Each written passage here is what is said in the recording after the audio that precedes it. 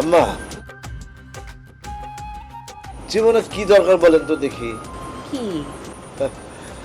আমরা সেটাও জানে না কি দরকার, আবার আমার উল্টা প্রশ্ন করে। জীবনে দরকার হচ্ছে টাকা, অর্থ, যেটা আমার আছে। বিশেষ করে পুরুষের পুরুষের দরকার কি টাকা।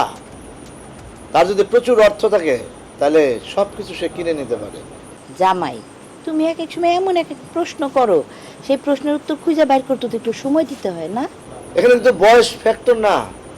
এই যে আপনার মেয়ের আমি বিয়ে করছি, কেন, কিভাবে, আপনি কেন রাজি হলেন?